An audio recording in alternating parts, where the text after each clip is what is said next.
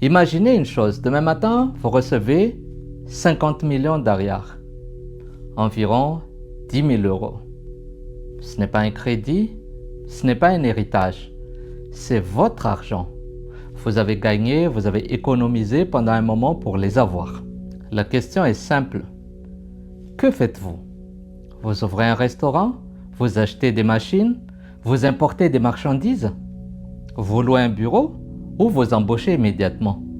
Je vais vous dire quelque chose qui surprend. Ce n'est pas les mauvaises idées qui détruisent ce genre de capital.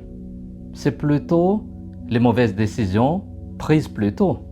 Et aujourd'hui, je vais vous montrer comment je réfléchirais si je devais repartir avec seulement 50 millions d'arrière. Ce n'est pas une recette miracle, c'est une méthode de réflexion. À la fin, je vais vous dire la première dépense que je refuserais catégoriquement de faire, alors que c'est précisément celle que la plupart de nouveaux entrepreneurs réalisent.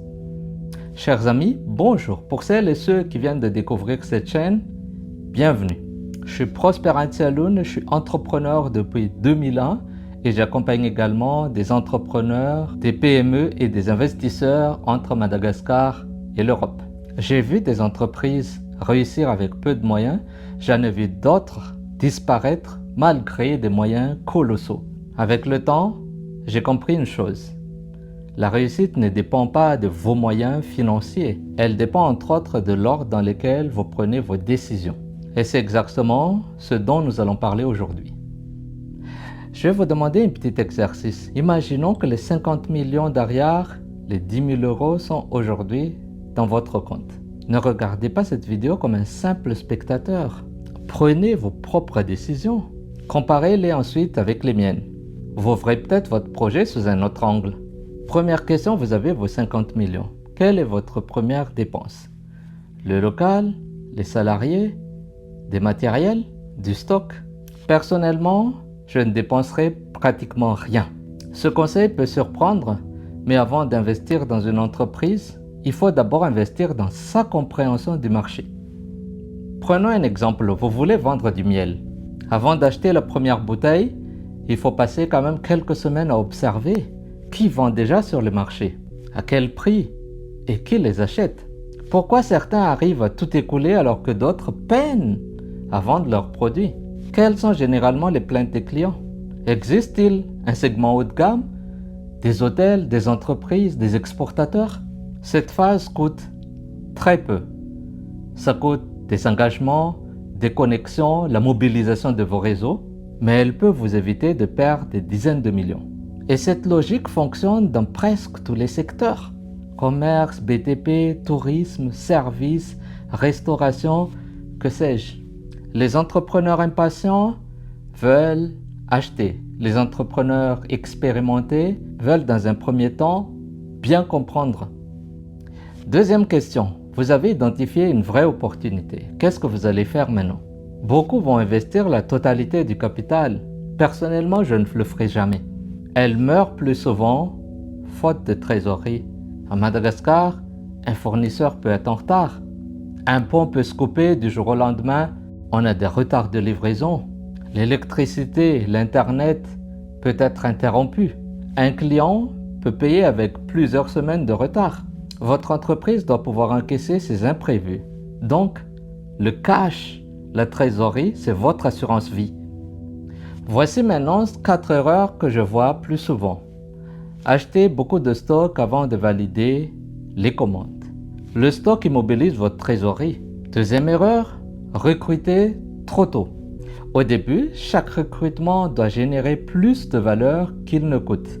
Troisième erreur, acheter des équipements surdimensionnés. J'ai vu des clients acheter des véhicules, que ce soit des camions ou des tractopelles et tout ça, hyper énormes par rapport à ce qu'ils doivent faire. Donc du coup, ce sont des assets qui ne se rentabilisent pas très vite.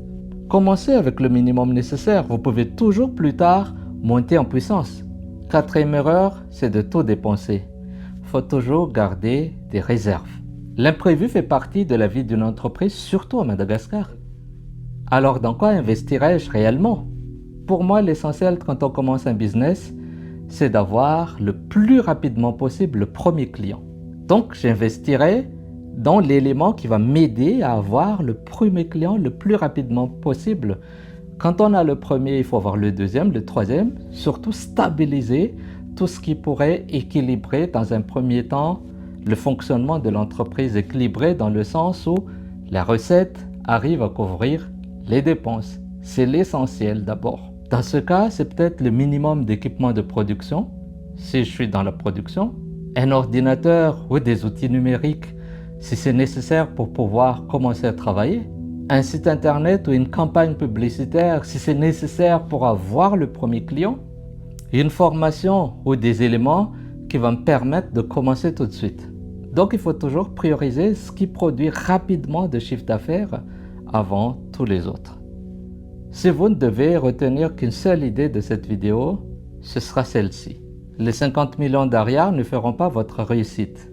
Ils ne sont qu'un outil. Ce qui fera réellement la différence, c'est votre capacité à observer, à tester, à apprendre, à protéger votre trésorerie et à prendre des décisions dans le bon ordre. Un entrepreneur qui sait réfléchir peut créer beaucoup de valeur avec un capital limité. À l'inverse, un entrepreneur qui investit trop vite peut perdre ses 50 millions d'arrières en quelques mois.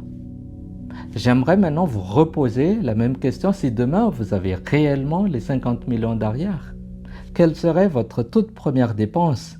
Écrivez-le en commentaire. Je prendrai le temps de vous répondre. Et si cette vidéo vous a été utile, pensez à vous abonner. Chaque semaine, nous parlons d'entrepreneuriat, d'investissement et des réalités du terrain à Madagascar avec un seul objectif, vous aider à prendre de meilleures décisions. À bientôt.